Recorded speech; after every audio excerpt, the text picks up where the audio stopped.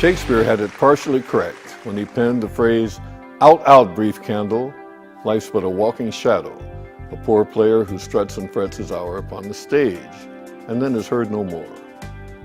Recently, the interest in near-death experiences has taken an exponential upswing. We want to know, does science give us hope of a heavenly future? Dr. Raymond Moody coined the term near-death experiences in 1976 in his book, Life After Life. Reported over the years were numerous cases involving the tunnel of light. Science shows us that brain stimulation can produce the sensation of leaving the body. My book explains how I, as a brain surgeon, came to the realization that there is survival of consciousness beyond the death of the physical body. You will read of my Hawaiian journey through the worlds of divine intervention, universal energy, and near-death experiences. It will be your introduction to the spiritual world.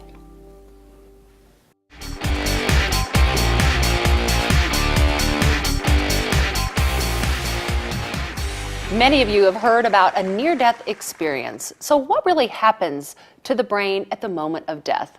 Well, my guest today is Dr. John Turner. He's a neurosurgeon from Hawaii, and he's come all the way here today to talk about near-death experiences. And I'm really excited to have you here on the show. Oh, it's my pleasure to be here, Kristen, with you. So now your background is as a neurosurgeon. You've worked with a lot of patients. Tell me a little bit about what you have seen and witnessed yourself inside your own practice.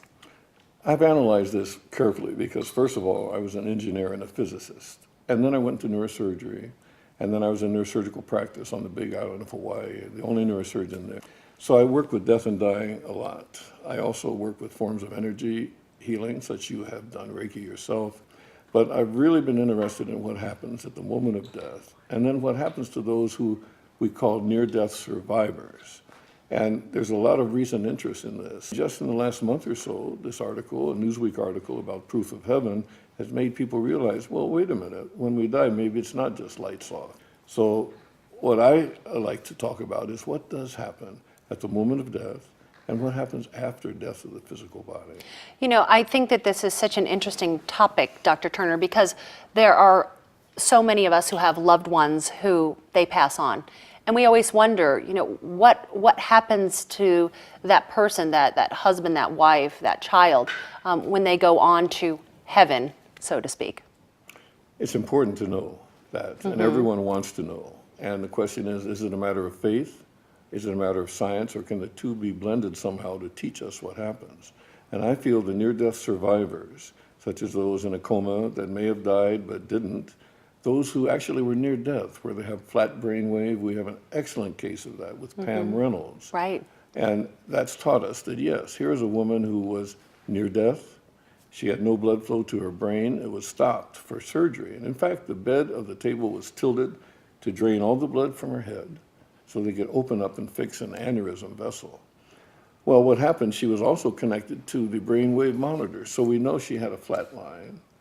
She also had in her ears plugs that produce 100 decibel clicks. Now that's a loud sound. If you have that in your ear, you really can't hear a conversation. But she reported conversations during the time when she was supposedly dead. So it's a very important case. So there are many things now that have led me to conclude that there's no question about it. Consciousness is not produced by the brain. It survives death of the physical body. You know, it's interesting because we have seen these case studies like you talked about where someone has had a near-death experience and they say that it changed the way they wanted to live their life. There's a famous book by Dr. Kenneth Ring, came out in the early 80s. It's called Heading Towards Omega. Omega is the last of the alphabet and it means the end. But what happens to our consciousness? What goes on? And that's what people want to know. Like you said, when they lose a loved one or even an animal, what happens? Well, at the moment of death, something very interesting happens. There's a clarity that comes. And I saw this in the case of my mother. I was right there at her bedside. And after laying in a coma, not a coma, but a deep sleep for 3 weeks, she suddenly opened her eyes and she looked right at me. No expression on her face. And I took that moment to get close to her, if I may come a little closer. Yeah. And I said, Mom, I want to thank you for everything you've done for us. I said, because of you, Mom, we're going to be just fine. So you can go now. You don't have to worry. Well, what happened? She closed her eyes, turned her head, and was back in this deep sleep. Well, I set my clock for 2 hours, because every 2 hours I would turn her. And I had this dream, Christian, and in the dream, I'm at the hospital having a white coat, and the nurse says, "Dr. Turner, please, can you look at your mother?" And I turn around, and there was a row of beds, and there she is in a bed. And I took out my pen, and on the bed sheet I wrote, "No oral intake for 3 weeks. Family does not wish to push fluids." And as soon as I signed my name, it was like an order sheet, I woke up. And sure enough, I went in, and that was that. Right. I was telling this story at a conference, international conference on after-death communication. And a woman came up to me and she said, "Dr. Turner, I thought you'd like to have this picture that I took when you explained how your mother died." And in the picture over my head is this large orb, big thing. Ooh, you're giving me the chills. Yeah. And now people who say, well, that's just a matter of dust and moisture. It's funny that it would show up at a conference on after-death communication. When you're talking Yeah, about your talking- mother. yeah. So there's this period at the moment of death where people become lucid. Now, John Lerma is a hospice doctor, a friend of mine, who did studies where he put these people who were dying at that moment into an MRI scanner, a functional MRI that showed areas of the brain were lighting up that he felt couldn't possibly light up at death, right? Right. So at the moment of death, this happens. But the more important thing, Christian, is what happens to these people after they've come back. They're usually given a choice. Do they want to continue on? And I think all your listeners know about the different stages. There's being out of the body, looking down at the body. There's this tunnel opening up and so forth. All these things, but they involve one important thing. They involve a being in the light. And these people somehow meld and blend with that light. And when they come back, they feel they brought part of that light back with them. And more amazing, people like me who study this, by an empathetic connection, I'm starting to pick up that light too, just like I had experienced what they've gone through. You know, I have heard before that there is a such thing as a life review. What does that mean to have a life review? You know, you go to the other side, you connect with the light like you're talking about. Is it a movie that people see? I mean, what are some of the stories or reports that you... Most of all the reports are similar. Some of them say that in black and white, there's a three-dimensional presentation of their entire life, and it's fast, but it contains everything that happened. It's not to judge, but they feel what's happening. For example, let's say there's a scene where they put someone through something very terrible. They really hurt them. They feel that pain. So they get a chance to see this life review. Now, that's fine, but the key thing about this is in Dr. Moody's new book, Glimpses of Eternity, came out last year. In that book, people are there at the bedside. They don't have dying brains, but they have seen that life review that the patient goes through. They've heard the same heavenly music. They've seen this portal opening in the ceiling with the beckoning of the loved ones, and there's nothing wrong with their brains. And I would say the cases he collected quietly over the years kind of show that, look, there has to be these things that go on. There's no doubt about it. So that's one of the three things that, to me, prove that there is survival of consciousness. So you said there's three things. What are the other two things? The other is the work of Dr. Michael Newton in his two books, Journey of Souls. And in there, he regressed people hypnotically back to a past life. But that wasn't the key thing. He then focused on that time between lives. And they all said this, that we have some type of guardian spirit, or maybe more, and that this spirit sometimes may decide to come down and take this trip with us, and that we're able to plan in this realm, the spiritual world, our next reincarnation. And I have a son now who's 7 years old, but when he was about 4, one day he's sitting like this looking at TV, and I'm looking at him, and suddenly he's just staring at me with a smile like this. His name is Doshi, which means one who intends to follow the right path. And I said, Doshi, hold that thought. What are you thinking? He said that I am you and you are me. Now look, he was 3 or 4 years old. So a year went by, and I have a good friend in Phoenix, but I told him that story, and you know what he said to me? He said, I've got the feeling, strong feeling that this boy came to be your protector. I said, my protector? What do you mean? He said, just trust me on that. So that night, a year later, I said, Doshi, if you're going to protect me, why? You know what he said? He said, because I am you and you're me. Wow. Then later, when I study all this, and this in-between lives study of Dr. Newton, I realized this boy did decide to come down and be a guardian angel along with me in the flesh. And he does protect me. Right. Because now, if women come up to me, they used to say, "Oh, Dr. Turner." Now they see him and they say, "Oh, what a cute little boy." And it's Right. like he deflects it. So anyway, that's the second thing. Yeah. The third thing is the case of Pam Reynolds, a near-death case that proves that she had no brain activity. It's a classic case, and it's one of the best we have. So, Dr. Turner, I know that you have written a book, Medicine, Miracles, and Manifestation, and we have had a discussion about how important it is for people to not only connect with this light, but what that really means is to have a compassion or an understanding for everyone else who shares this world that we live in. I think it means that we're all connected. There's a connectivity to this whole thing with the consciousness and the clarity of consciousness.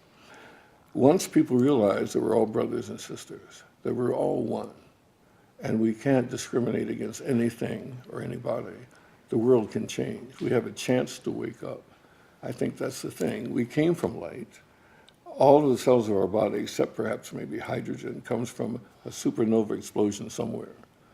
And as Neil deGrasse Tyson of the Hayden Planetarium said, look, we're all made of light. Let's just celebrate the fact and not try to analyze it. And that may be the best bet, because we're all the same. We're all one. So as a scientist, you are saying that there is scientific evidence that we are in fact constructed of light? Oh, there's no question. Like I said, everything, this book, you and me, everything here came as a result of a supernova explosion somewhere in this universe. That's just a fact. There's no doubting about it. So we're composed of light. People who approach death go into that light. They become one. But that light is an all-loving light, the way they describe it. It's pure love. And they come back changed. They come back understanding the power of love, which makes everything work. It's all based on love. So if we are made of light, and then we have a near-death experience, it sounds almost like you're saying that we return to light. Well, we return to the source. And somehow that source in the near-death experiencers has been a presence in that light, some type of a presence. But it's been so powerful that they don't want to leave. Right. You know. But things that make them come back are obligations like family, these things. But if they had a choice, they would stay with this love. That unfinished business. Well, unfinished business, if you mention that, I just have to say that a gentleman who I kind of know, Van Praagh is his name, James Yes. Van Praagh, wrote the book Unfinished Business, which was a monumental book. We really can't leave here with unfinished business. We have to learn forgiveness. And that was one thing I was able to learn along this pathway. That's interesting, forgiveness. That part of having finished or unfinished business is our ability or inability to forgive. Well, I think once we get rid of that ego, Yeah. and one thing that helped me was the Course in Miracles designed to get rid of that ego. Once we can get rid of that, we can move on. And once we can get to that point of total forgiveness of those we need to give forgiveness, then all kind of doors open up. So as a neurosurgeon, Dr. Turner, what would you say forgiveness looks like? I can't say what it looks like. I can tell you what it feels like. Okay. I remember the day that I finally gave the last person forgiveness that I needed to forgive. Years ago, I contacted everyone I thought I may have hurt and asked for forgiveness. Most of the time, they didn't remember what I was talking about. And I told them, you know, the thing is, I remember, and I need to ask for your forgiveness, and they did. But what I hadn't done was to forgive those people who put me through some rough times. When I learned that we reincarnate in soul families, so to speak, and perhaps our connection you mentioned earlier, what is it? We're all part of that same soul family, Right. it appears, right? Once I realized that these people volunteered to teach me forgiveness, and once I saw that and I forgave them, I realized I have to love them for that, because they allowed me to learn forgiveness. It's important. You have to go through some tough times. You have to go through the fire, so to speak. Yes. You know, it's interesting. I think that when we talk about forgiveness, we always think about, okay, who do I need to ask forgiveness from? But oftentimes, I do believe that we forget to forgive ourselves as well. And we got to do that. That's very important too. But Yeah. it's all hooked together. Everything happens here for a reason, and it's all perfect. There are no mistakes. So, Dr. Turner, what would you like to see happen? I mean, you're 70 years old. You're a practicing physician in Hawaii. You've seen incredible things. What's your vision for where you would like to see the world move next? It turns out that because of my studies and my experiences, and I mentioned recently with John of God in Brazil, I had to realize there is such a thing as a Holy Spirit. And from a patient of mine who wrote books on this, he describes it as an interdimensional being that wants us to heal and makes his presence known through what we call miracles. I came to that realization, and now I realize that death comes first, then this concept of some God comes, and then the light. It's all connected in one way. And there actually is no such thing as death. It's just a moment of changing trains, so to speak, because we continue on forever and ever. I like that, changing trains. It's kind of like that. Yeah. There's a waiting time where we can do some planning. Yeah. And we may not remember all of this, unless We're at the station. Yes, exactly, yeah. But I don't think that's what's happening now. But Right. it's hard to say. If I can continue on a moment with that thought, I do consultations now for people in auto accidents, for example. My first patient told me about a terrible accident because I asked him, I said, why do you have this steel pin in your leg that now they think a screw is loose and they sent you to me? He said, well, it happened 2 years ago in Las Vegas. He said, I was on the job, nice afternoon, I got in the back of the car to go to sleep, 2 guys were driving, and he said, I woke up, it was pitch black, and the car was rolling. It slammed into a brick wall. He said, I looked down, and the bone was jutting out of my leg. Wow. The blood was spurting. I said, what the? He said, my foot was on fire. I said, what'd you do, man? He said, somehow I kicked out the back window. I got out, I got to the driver's door, and when I opened it, I pulled him out and his legs were blazing on fire and the passenger was sitting there on fire. I said, man, then what? He said, I don't know. He said, I know they operated, I remember the big lights and all that. He said, but I don't remember a lot. I said, well, what about this? Here you look around, just like you and I are in the studio. I said, look around this office. It looks clean and modern, right? Mm-hmm. Computer there, screen here, the x-rays. I said, get this, is it possible that you and I are both dead and we don't know it? You know what he said? He said, wow, you're the second person to ask me that. He said, I really don't know. I said, well, listen, brother, you would enjoy the movie Passengers because it explores just that. And maybe, I was in an accident where I don't recall about a half hour of the whole thing.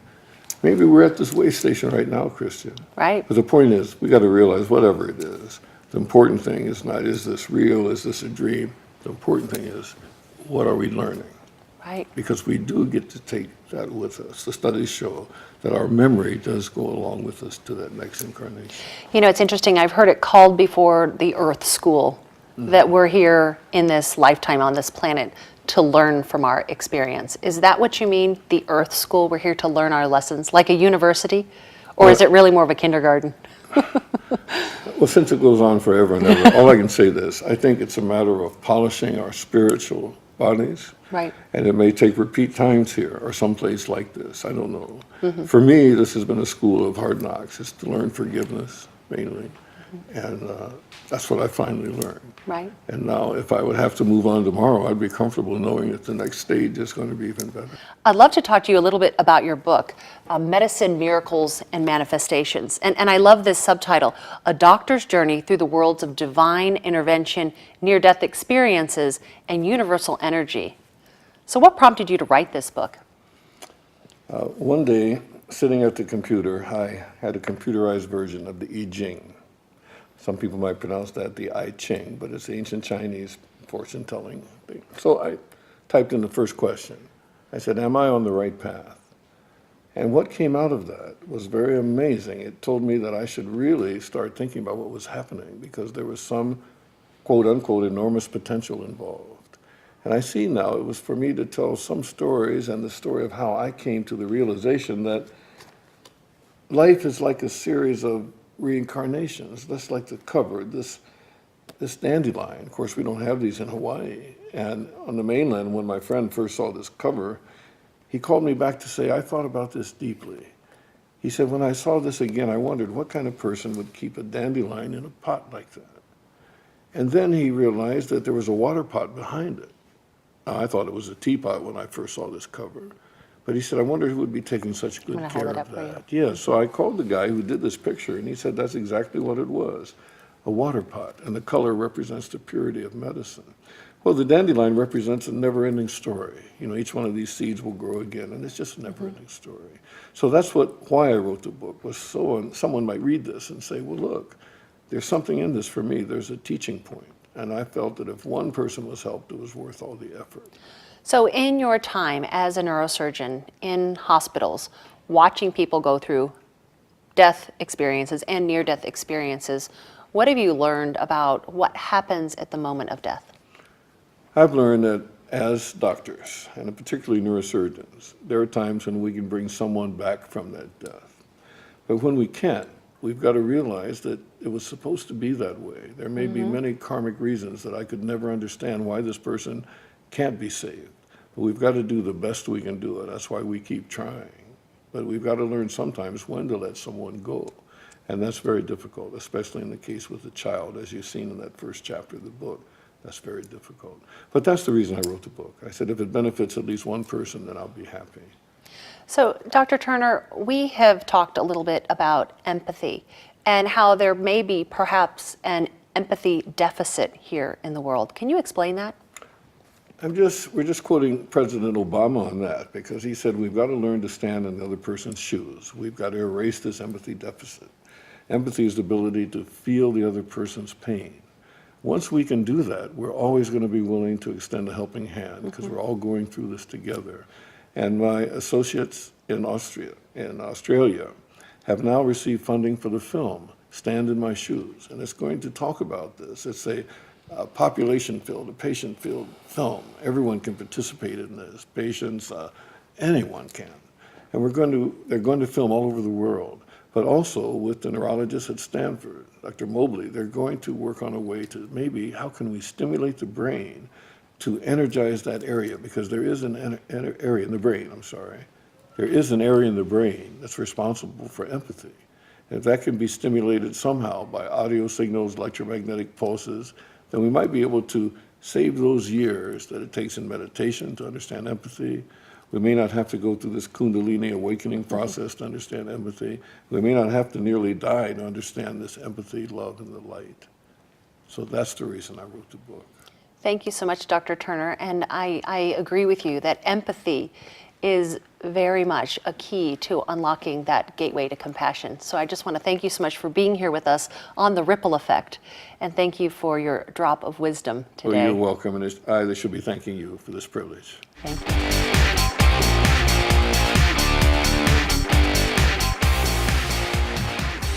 Shakespeare had it partially correct when he penned the phrase, "Out, out, brief candle, life's but a walking shadow, a poor player who struts and frets his hour upon the stage, and then is heard no more." Recently, the interest in near-death experiences has taken an exponential upswing. We want to know, does science give us hope of a heavenly future? Dr. Raymond Moody coined the term near-death experiences in 1976 in his book, Life After Life. Reported over the years were numerous cases involving the tunnel of light. Science shows us that brain stimulation can produce the sensation of leaving the body.